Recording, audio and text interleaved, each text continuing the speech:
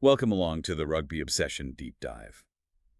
If you're as obsessed with rugby league as we are, and you want those deeper insights, make sure you hit subscribe to Rugby Obsession. You won't want to miss what we've got coming up. Right, today we are diving headfirst, really, into a Betfred Super League result that honestly just made everyone sit up and take notice. Hull KR absolutely demolishing Catalans Dragons 68-6. I mean, this wasn't just a standard win, was it? It felt like a massive statement. Oh, absolutely. A huge statement. And our job today, really, is to get under the skin of this result, looking at the BBC Sport report and figuring out what this, well, record-breaking game tells us. Not just about Hull KR's incredible form, but also, the real problems brewing over at Catalans. Okay, let's just state that score again. Hull KR 68, Catalans Dragons 6. And this happened, what, only 6 days after Hull KR had that massive Challenge Cup final win, ending a 45-year wait. Yeah, the timing is remarkable. It really is. For anyone maybe less familiar, the Challenge Cup, it's like the FA Cup in football, right? A massive knockout competition, huge history. So to win that, then come out and do this in the league, it's just, well, pretty astonishing. It really is. Sustaining that level, emotionally and physically. And they ran in 12 tries. Right. 12. Tom Davies, who was the hero in the Cup final, he got the ball rolling. Yep, fitting start. And then you had James Batchelor, Salso Sue, Mikey Lewis, all bagging 2 tries each. Even the Hull KR coach, Willie Peters, he admitted, wasn't expecting that scoreline. Which tells you everything, doesn't it, when your own coach is surprised by the margin? Exactly. Yeah. So from your viewpoint, what was the key? How did they manage to inflict such a brutal defeat? Well, it's fascinating, isn't it, how they carried that cup momentum forward. It wasn't a dip, it was an acceleration. If you look since they last played Catalans, they've now scored, 19 tries in just 4 matches? That's some serious firepower. 19-4. Wow.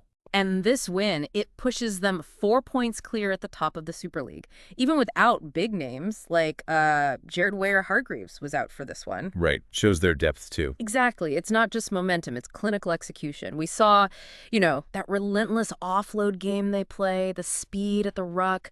Catalans just couldn't live with it. They were constantly scrambling, defenders out of position. Hull KR just pulled them apart. Yeah, it really looked like that. An unstoppable attacking force on the day. But then you flip the coin. The Catalans Dragons, it's almost hard to believe seeing a club usually so strong just, collapse like this. A club record defeat for them. And that unwanted Super League record, the longest time between scoring points. Over 259 minutes. 340 days since they last registered a point. Think about that. Right, 34 days. Not 340, that'd be really bad.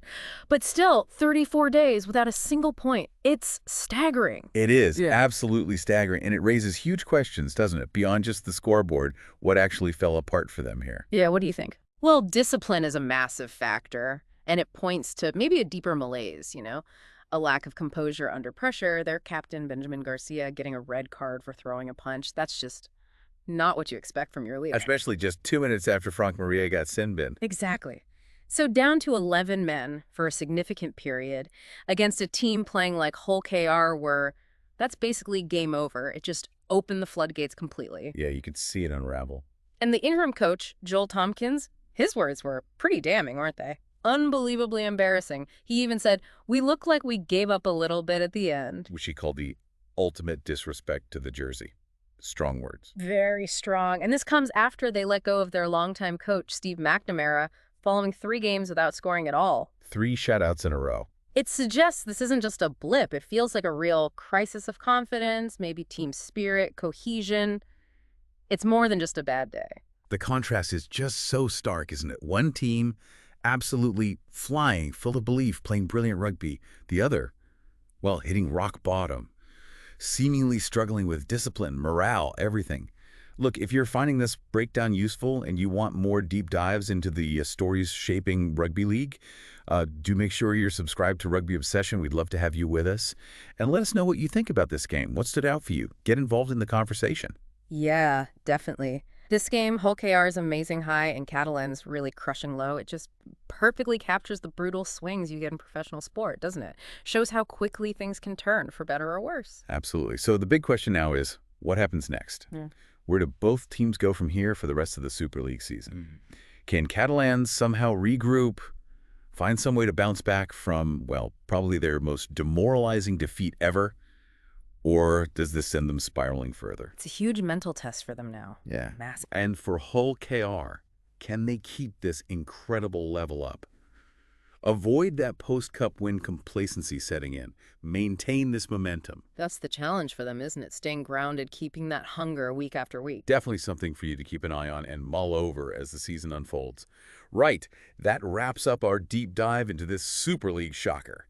Don't miss our next episode. Make sure you are subscribed to Rugby Obsession wherever you get your deep dives and podcasts. Thank you so much for listening to this Rugby Obsession deep dive. We really look forward to you listening to our next episode.